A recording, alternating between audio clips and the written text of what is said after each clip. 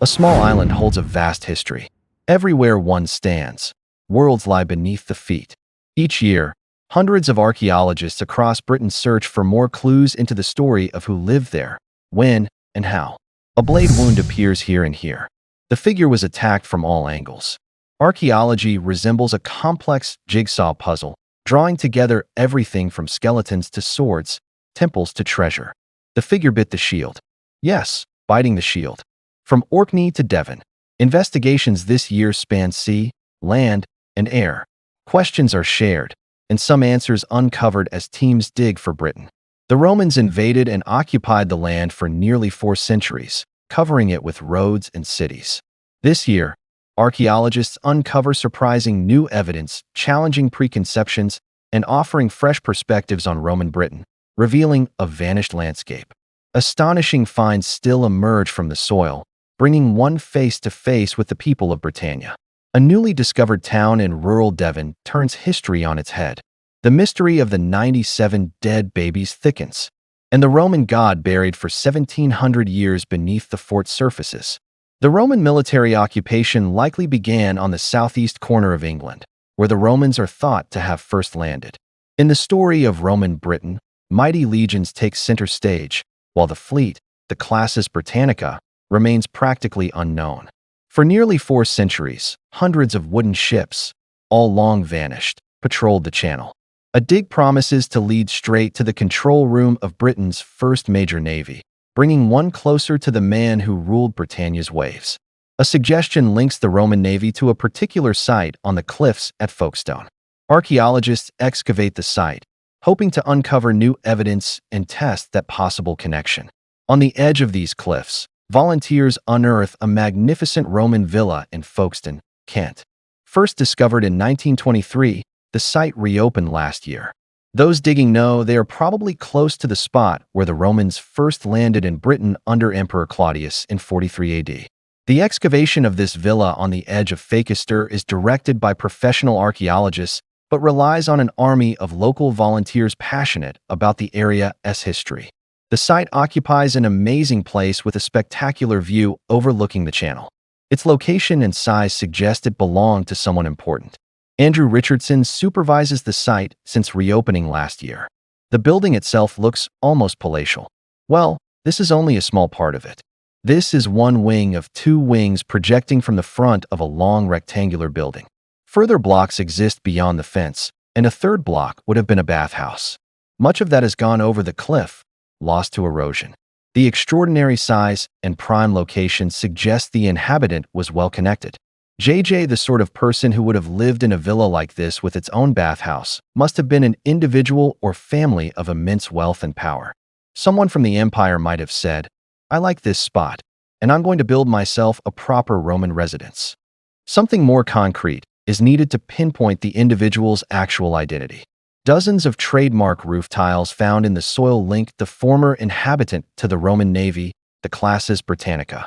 These tiles are stamped with a circular stamp and the letter CLBR. CLBR stands for Classis Britannica, indicating a stamp of the Roman fleet in Britain. The fleet was commanded by prefects. This position, the prefect of Classis Britannicae, equates to an admiral, possibly commanding 30 ships and several thousand men. Primarily responsible for army transport, the fleet also patrolled seas and conducted exploration, determining the size of the island the Romans had come to. In Britannia, whoever commanded the sea controlled the land. 7 possible Roman fortified harbors cluster around the Kent Peninsula, with Folkestone in the center facing Boulogne. The quantity of tiles found and the villa's geographical position raise the tantalizing possibility that this villa once housed the fleet commander. One suggestion posits it as the admiral's prefect's house. It looks straight out to Boulogne, headquarters of their main fleet base, a large fort. Further along the coast at Dover lies another fort, and to the west, another at Lem. This location is almost halfway between Dover and Lem. One can imagine that the commander of what was effectively the most powerful military organization in the region at the time would be the sort of person with the clout to live in such a place. The idea that this was home to one of Britain's first and most important naval commanders is incredibly exciting. Volunteers rediscover the layout of this once luxurious home. Touching a piece of archaeology, something untouched for 2,000 years or more, feels amazing. Ian recently found something. A coin, probably Roman, quite tiny. Experts guess it's late 3rd or 4th century Roman. Ian's coin adds to the hundreds found, suggesting the site existed for much of the Roman period, stretching from the Claudian invasion in 43 AD right into 50 years before the end of Roman Britain. Forgotten for nearly 1,500 years, it now faces destruction. A particular sense of urgency surrounds the excavations at Folkestone because the villa slowly slips down the cliffs into the sea. The bathhouse has already disappeared, partly why so many locals volunteer, knowing it will soon be too late. Project Director Leslie Hardy acknowledges this is archaeology on the edge. This truly is a rescue excavation, as the villa is under threat. A photograph taken in 1924 shows the current cliff edge superimposed, revealing how much has already been lost. Part of the Roman buildings has been lost, including the bathhouse area, largely gone over the edge. It tends to go in clumps and big bites, sliding down constantly, taking all the archaeology with it. The sea waits to claim this unique site. In this race against time, archaeologists must arrive first, salvaging material forgotten for 1.5 millennia in search of more evidence that this was indeed the home of the commander of the Roman Navy. Often, the discovery of objects marks merely page 1, chapter 1 in the reappraisal of history, as the finds themselves frequently baffle. Traveling towards Buckinghamshire, a truly shocking mystery emerged last year. The bones of 97 babies buried beneath a Roman villa called Udon, just outside the village of Hambledon. 97 babies in one rural site, all about the same age. Horrifying conclusions were unavoidable.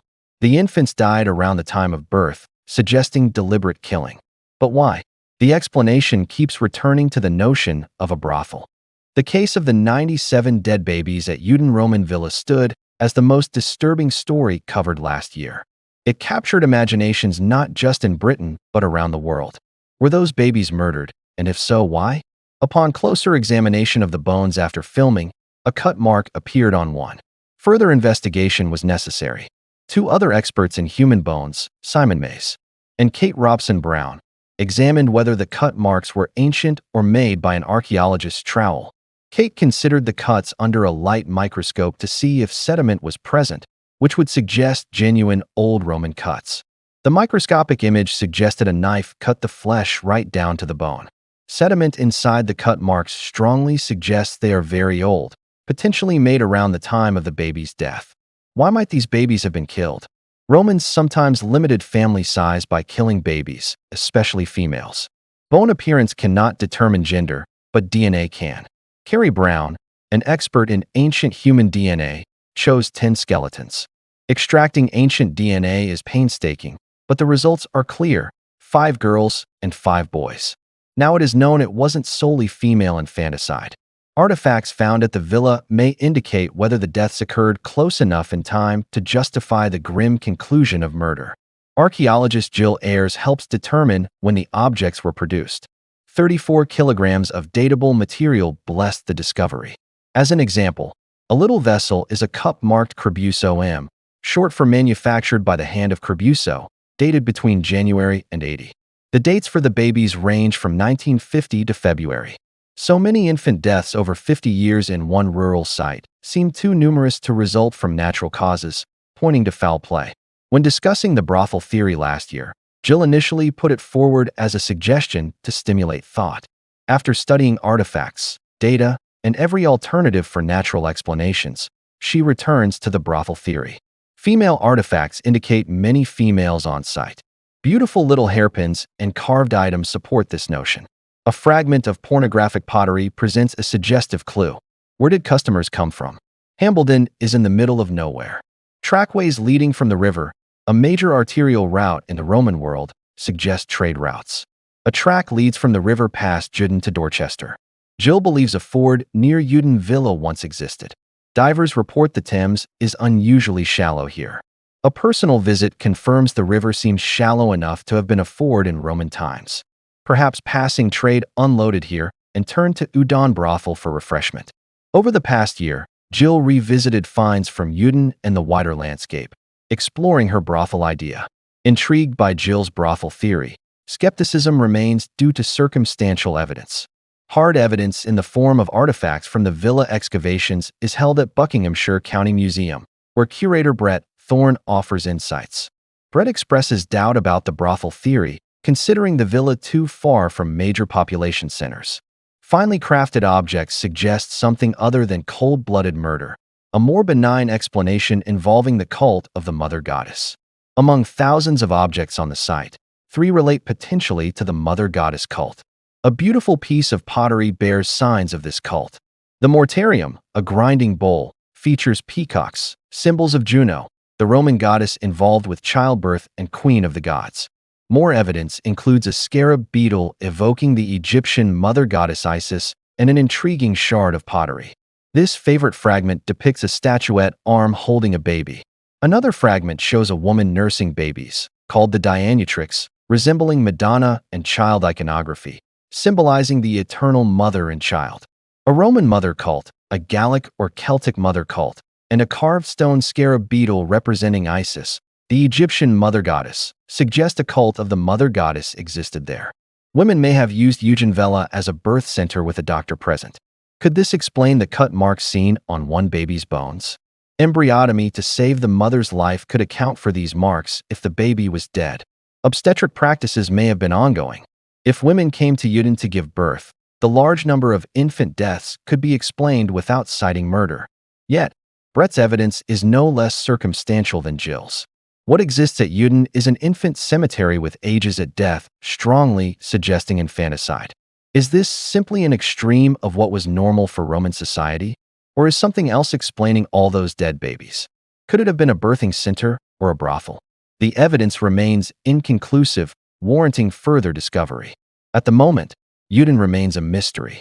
At times, archaeology tantalizes. An entire lost Roman town promises to radically rewrite history books. It lies beyond a supposed boundary of Roman rule, Exeter, in an area where mighty legions once feared to tread, or did they? In 2009, 2 metal detectorists, Jim Wills and Dennis Hewings, made an unexpected discovery in a field outside a tiny village in South Devon, 30 miles west of Exeter, a Roman coin. They continued finding them until dozens accumulated. An extraordinary story began. This discovery doesn't make sense. There aren't meant to be any Roman settlements west of Exeter. The metal detectorists contacted the Portable Antiquities Scheme, PAS, which manages such finds across the UK. PAS realized the potential importance. This March, Danielle Watton, Devon's PAS officer, led excavations. More coins appeared, suggesting an astonishing story, an unrecorded Roman town in a region they were never supposed to have settled. Danielle showcased the top of the hill overlooking fields where an entire town lies waiting to be unearthed. 13 fields worth of features cover a massive area. Already discovered parts of the town span many acres, potentially more. Danielle knows these tranquil fields once bustled with life. Houses, roundhouses set within enclosures, paddocks with horses, cows, sheep, children playing, smoke rising.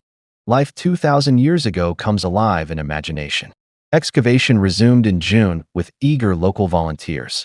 Hundreds of objects, rare pieces of pottery, and scores of coins emerged. The earliest coin is Roman Republican, dating back to 49 BC. Britain was not part of the Roman Empire then. High-quality silver kept it in circulation later. Comparable to Victorian change brought to Britain, the coin was minted in the 1st century BC, but likely arrived in the 1st century AD. Coins suggest a long life for the town, from the first years after the invasion until the last century of occupation. This was no passing encampment, but a substantial Romano-British settlement lasting nearly 400 years. Discoveries paint a picture of a thriving town in an area always thought too dangerous to occupy. The clincher is the discovery of a Roman road connecting the town to the wider world. Geophysics revealed something traipsing through the site. Standing on a 2,000-year-old road, orientation suggests connections to Exeter and the coast, possibly indicating a trade route. So far, archaeologists found 97 coins, hundreds of artifacts, and even a buried Roman road. Townspeople. While on site, Danielle's team uncovered the first evidence of the town's forgotten inhabitants. Human remains emerged, including part of a skeleton. Down in the trench, the outline of a skull appeared with teeth visible. Another skull nearby indicated a possible burial ground. If confirmed as a cemetery, more will be known about the long-vanished town and its people. Excitement builds being at the beginning of what promises to be a massive archaeological story. In 10 or 20 years, history books might cite this site as revolutionizing understanding of the Romans in the southwest. Travel continues from Exeter to Wales to Cullinan, following the mighty Second Legion Augusta, which abandoned Exeter in 75 AD.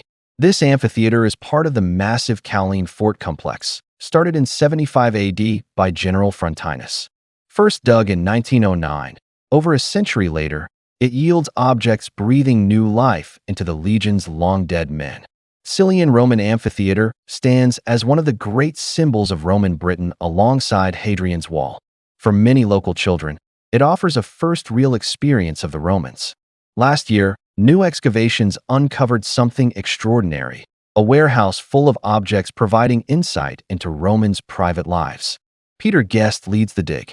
An extraordinary collection of finds emerges from one excavation. Displayed are selections from about 1,200 metal and other objects recovered over 6 weeks.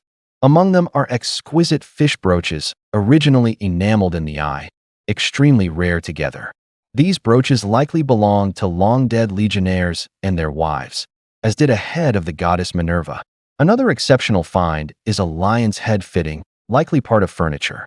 The iron tang intended for a wooden object suggests it might have been for a funerary casket, breaking before use and ending up stored with everything else.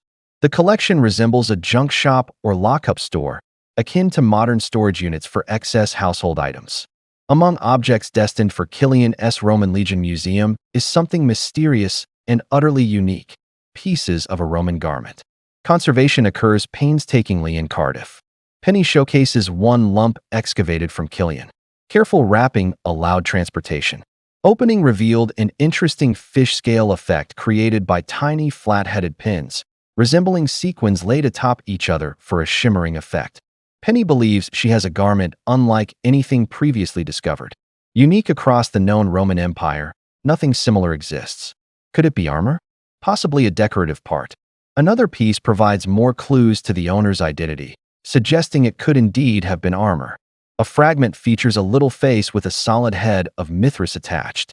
This extraordinary garment, with fish scales glimmering and details like the head of Mithras, brings one closer to soldiers from every corner of the empire who came to Classis Fort and adopted the male-only warrior cult of Mithras bathing in bull's blood. Restored, it presents cryptic clues to the crumbling of Roman power in Calaeon. By the early 4th century, the Roman military presence significantly reduced. People stayed on, struggling to maintain what had once been a great fortress as buildings fell into ruins. Forgotten suit of armor in a crumbling warehouse gained new life after 1,700 years of oblivion. Once glittering armor adorned with the head of the warrior god Mithras brings one face to face with Roman soldiers of Caerleon and their worship. 70 miles away in rural Dorset, deep inside Roman Britain, a site throws up exciting clues to a complex pattern of belief across Britannia. Most recognize the Romans for religious intolerance, throwing Christians to lions. Returning to Bear Regis, evidence suggests life was much more harmonious and curiously modern. More than 200 students work on one of the country's largest digs. Despite the rainiest day in its 3-year history, mudfest conditions prevail, dredging up a mud-spattered Roman Britain. Bear Regis was probably an ideal colony for the Romans, a profitable farmstead rich in grain and pottery with a compliant ruling class. By March, Britannia was part of an officially Christian empire. Site director Miles Russell knows the truth is more complicated. Standing in the remains of a very late Roman, highly Romanized building, the most impressive find to date emerges: a little pendant pierced in the middle, actually a reused coin of Emperor Magnentius. Key interest lies in its Christian symbol, a Chi. The rho and chi represent the first 2 letters of Christ's name. Someone turned the coin into a pendant to identify as an adherent to Christ, the Christian God. Christianity was only one religion in Dorset during reigning Britannia. Evidence of other religions practiced alongside Christianity exists. A nice little bone handle features a female figure with an ornate headdress, eagles, and birds. This image of Medusa, shown as a healer associated with animals, was used while someone wore the Christian pendant. If Christianity became the state faith, rejecting all others, this object shouldn't exist. Clear acceptance of non-Christian gods persists. Towards the end of the Roman period on this site, a spirit of religious tolerance emerges with different faiths practiced alongside each other. A similar story exists at the beginning of the Roman period. No abrupt transition from one lifestyle and set of rituals to another occurs, evident in burial practices. Archaeologists think they found a cemetery for the elite, dated to the late 1st century. These people interacted with the earliest Roman officials and were buried in contorted positions alongside symbols of wealth, pots. Evidence suggests a local religion Romans might have expected to stamp out. Similarities appear in burials, both in crouched positions. All burials here and across this part of Dorset share similarities. Knees up towards the chest, lying on the right side. Heads always at the eastern end of the grave cut, faces north. These burials show Rome's impact wasn't extreme initially. People continued their practices and worshipped their gods. Regarding these burials, they likely represent the elite, the well-to-do elements harking back to an earlier age, a more British culture. Some people living here prospered from being part of the Roman Empire. Remember, those crouched burials signify high status, wealthy elite. Life wasn't rosy for everyone else, as bones reveal. Dozens of other skeletons from the dig undergo examination by bone expert Martin Smith in a mobile unit on-site for telltale signs of their lives and deaths. Martin notes several things happening with this population as they became part of the Roman world. One individual moving into later adolescence exhibits horizontal lines running across teeth, showing episodes of arrested development when very young. Enamel stopped developing and restarted again, indicating severe illness or malnourishment. Long bones support this dark picture of widespread starvation and poverty. This belongs to a child aged about 9 or 10. An X-ray reveals tied lines, each representing specific episodes of arrested growth. This person was either severely ill or quite badly malnourished. An unusual level of physiological stress may exist among this population during Roman times. Villa owners may have thrived, but those working the land, possibly slaves, lacked access to resources and varied diets.